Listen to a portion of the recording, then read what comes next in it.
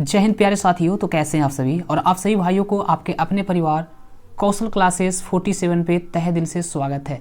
तो जितने भी मेरे भाई, मेरे मित्र, मेरे दोस्त हैं, उन सभी से एक छोटा सा रिक्वेस्ट है कि आपका जो टॉपिक है आज का वो होने वाला है हिंदी।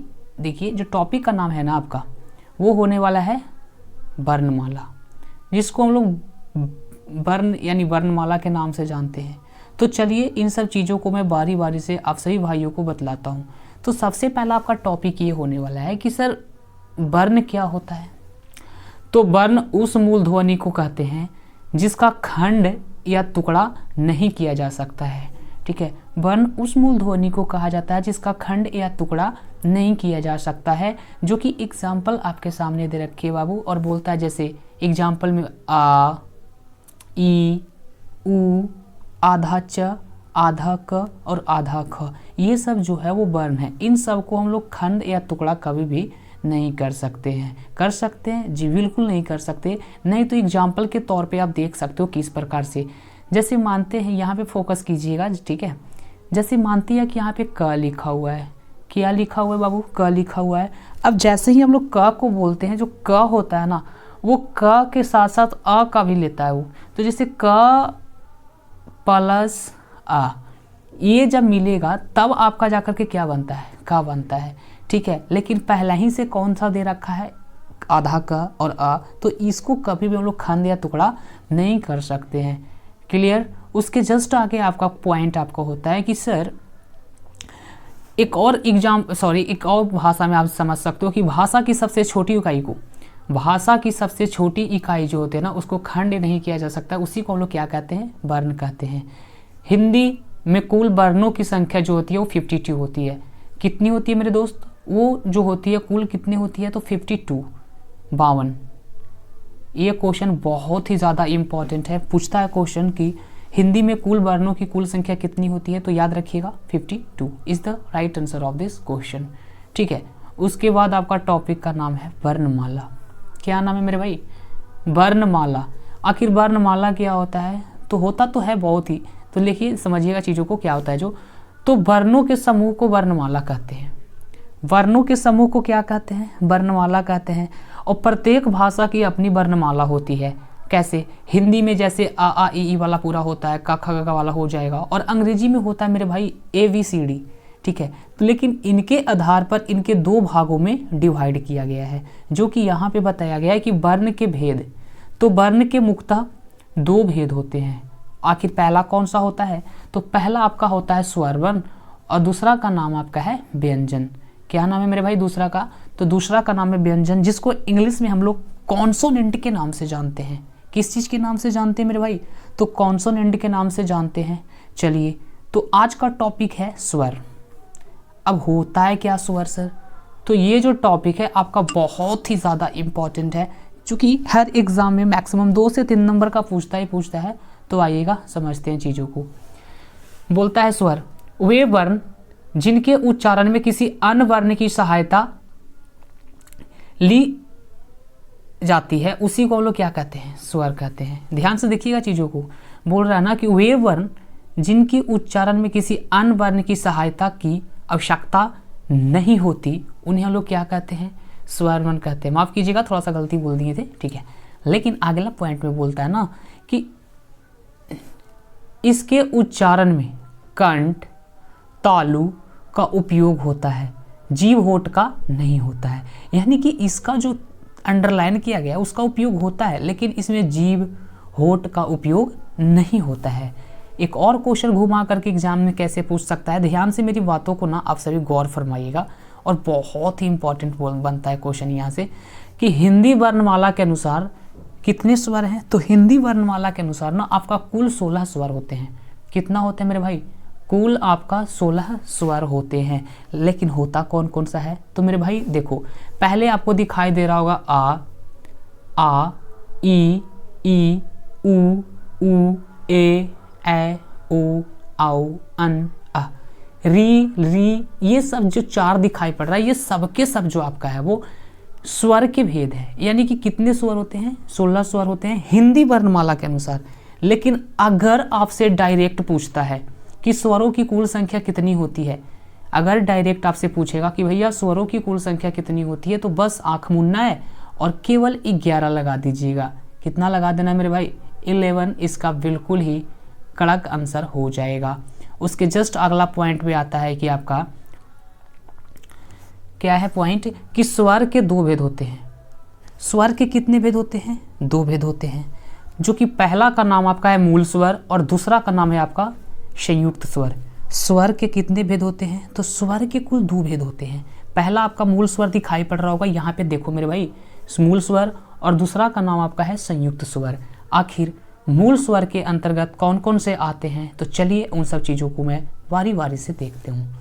मूल स्वर के अंतर्गत आपका आ जाएगा, नाउ लिसन टू मी, कि आ, ई, ऊ, ए और ऊ। ये जो है वो मूल स्वर के अंतर्गत आता है। किनके स्वर के अंतर्गत आता है मेरे भाई? तो मूल स्वर के अंतर्गत आता है। तो इनकी संख्या कितनी होती है? तो 1 2 3 4 5 6 7 8।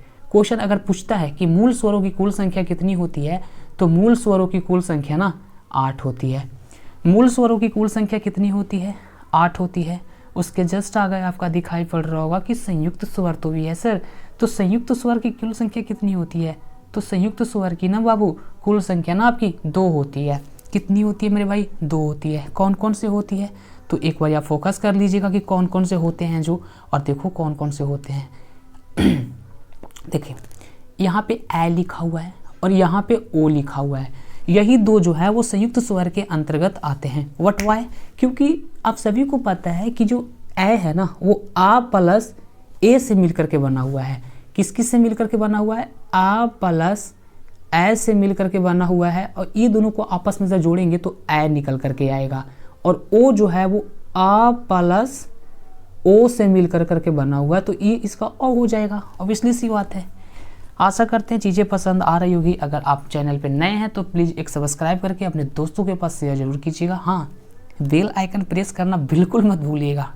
तो चलिए आगे चलते हैं। और आगे बोलता है बाबू, आप सभी को पता चल गया कि स्वर के 2 भेद होते हैं, मूल स्वर और संयुक्त स्वर। बट मूल स्वर के भी भेद होते हैं। हाँ जी, बिल्कुल सही सुना आपने। मूल स्वर के कितने भेद होते हैं? तो मूल स्वर के ना बाबू, मूल स्वरों के 3 भेद होते हैं। कितने होते हैं मेरे भाई? 3 होते हैं, जो कि पहला दिखाई पड़ रहा होगा। पहला है आपका ह्रस्व स्वर, उसके जस्ट आगे है आपका ना दीर्घ स्वर। कौन सा है मेरे भाई? ये आपका दीर्घ स्वर हो जाएगा। ठीक नीचे इसका है प्लुत स्वर। कौन सा है मेरे भाई? प्लुत स्वर है। तो चलिए ह्रस्व स्वर के बारे में समझते हैं कि आखिर ह्रस्व स्वर जो है वो होता क्या है। तो हेडिंग आपका है ह्रस्व स्वर। ठीक है, तो ह्रस्व स्वर कहता है कि जिन स्वरों के उच्चारण में कम समय लगता है उन्हें ह्रस्व स्वर कहते हैं। जिन स्वरों के उच्चारण में, उच्चारण का मतलब होता है बोलते समय, अगर ऐसा शब्द, ऐसा वर्ण जिसको हम लोग बोलेंगे तो डायरेक्ट आवाज़ निकल जाएगी ना, तो उन्हीं को हम लोग क्या कहते हैं? बिल्कुल ह्रस्व स्वर कहते हैं। क्या कहते हैं? ह्रस्व स्वर कहते हैं। क्योंकि इनकी संख्या आप सभी भाइयों को पता होगी कि इनकी संख्या कितनी होती है? तो 4 होती है। बट कौन कौन से होते हैं भैया? तो इसका ना अ, ई, उ, री दिखाई पड़ रहा होगा बाबू, एक बार देख लेना। ह्रस्व स्वरों की कुल संख्या जो होती है वो कितनी होती हैं? तो 4 होती हैं। कौन कौन से होती हैं? तो आ, ई, उ, री, ये होती हैं। ठीक, उसके जस्ट आगे आपका है कि दीर्घ स्वर क्या होता है। फिर ह्रस्व तो पता चल गया कि हाँ, जिसको बोलते समय कम समय लगे उसे हम लोग ह्रस्व कहते हैं। लेकिन दीर्घ होता है वो कि वे, ध्यान से देखिएगा, यहाँ पे अंडरलाइन कर रहे हैं, आपको जरूर दिखाई देगा। वे स्वर जिनके उच्चारण में ह्रस्व स्वर से 2 गुना समय लगता है वे दीर्घ स्वर कहलाते हैं। दुगुना समय का मतलब उसको से थोड़ा सा ज़्यादा समय लगेगा। जैसे आपके सामने एग्जाम्पल में दिया गया है, देखिएगा, फोकस कीजिएगा कि आ, ई, उ, ए, ओ, औ, ये सब ऐसे वर्ण है ना जिनको हम लोग बोलेंगे तो ज़्यादा देरी से समय लगता है। बट यहाँ पे कहता है कि इनकी संख्या कुल कितनी होती है? तो देख लो मेरे भाई, इनकी कुल संख्या 7 होती है, जो कि स्क्रीन पे दिखाई पड़ रहा होगा। हाँ, जिसको समझ में आ रहे हुए भैया एक बार प्लीज़ प्लीज़ प्लीज़ प्लीज़ कम से कम लाइक सब्सक्राइब अपने दोस्तों के पास शेयर अवश्य कीजिएगा। ठीक है, तो जस्ट उसके आगे कहता है कि दीर्घ स्वरों की कुल संख्या तो 7 होती है, वो तो पता चल गया। बट कौन कौन से देख लीजिएगा एक बार, अंडरलाइन किया हुआ जगह पे। आगे बोलता है, देखो, दीर्घ स्वर दो शब्दों के योग से बनते हैं। जैसे जो आ है दीर्घ स्वर कितने शब्दों से मिलकर के बनता है, दो वो से मिलकर के बनता है। अब कैसे, जो आप गौर फरमाइएगा, यहाँ पे डिस्प्ले के ऊपर दिखाई पड़ेंगे आप सभी भाइयों को। जैसे आ है, क्या है मेरे भाई, आ है तो आ प्लस आ से मिलकर के बना हुआ है। ये ई जो है, बड़का ई जो बना है, छोटका दोनों ई से मिलके बना है। उसी प्रकार से ऊ बना हुआ है, ऊ से, ए बना हुआ है आई से, ये बना हुआ है, ये बना हुआ है, ये बना हुआ है।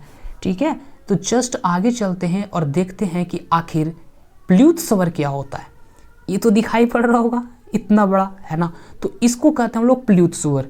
क्या कहते हैं, प्लूत स्वर कहते हैं। और लेकिन इसका डायरेक्ट डिफिनेशन होता ये है ना बाबू, इसका डायरेक्ट डिफिनेशन ये होता है कि जिन स्वरों के उच्चारण में तिगुना समय लगे, माने दीर्घ से भी ज़्यादा और ह्रस्व से ज़्यादा भी लगे, उसी को हम लोग क्या कहते हैं, उसी को हम लोग प्लूत स्वर कहते हैं। जैसे आपको मिलेगा शुणो राधिके, राम, ओम, ये सब के सब जो होते हैं ना, वो प्लूत स्वर कहलाते हैं। ये ज़्यादातर एग्जाम में नहीं पूछती है, लेकिन अगर पूछेगा कि बताओ बाबू प्लूत स्वर किसे कहते हैं, तो आप डायरेक्ट ये बता सकते हैं कि जिन स्वरों के उच्चारण में तिगुना समय लगे, उससे ना हम लोग क्या कहते हैं भैया, उससे हम लोग प्लूत स्वर कहते हैं। ओके, अगला पॉइंट आपका है, ध्यान से देखिएगा, यहाँ पे बहुत ही ज़्यादा ये वाला चीज़ तो है ना आपके लिए इम्पॉर्टेंट है कि अन और आ जो है, अन और आ अयोगवाह कहलाते हैं। ये भी क्वेश्चन पूछता है कि इनमें से कौन अयोगवाह है, तो याद रखिएगा, जो बिल्कुल आप सभी को पता होगा,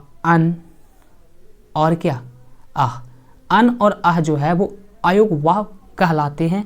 उसके बाद आपका है कि वर्णमाला में इनका स्थान स्वरों के, ध्यान से देखो यहाँ पे, वर्णमाला में इनका स्थान स्वरों के बाद और व्यंजनों से पहले होता है। आशा करते हैं चीज़ें पसंद आई होगी। एक और पॉइंट आपके सामने कि अन को अनुस्वार, इसको अन को अनुस्वार तथा आह को विसर्ग कहा जाता है। अगर आशा करते हैं चीज़ें पसंद आई होगी तो प्लीज़ जल्दी से आप सभी एक लाइक कम से कम ज़रूर कीजिएगा। और अगर आप नए हैं तो चैनल को सब्सक्राइब कीजिएगा ज़रूर से ज़रूर, और सेशन को शेयर कर करके कैसी 47 यानी कौशल क्लासेस 47 को एक बार भाई दुलार प्यार जरूर दो। तब तक लिए बाय बाय, जय हिंद। मिलते हैं आप सभी को अगले वीडियो में, जो कि व्यंजन का वीडियो होने वाला है।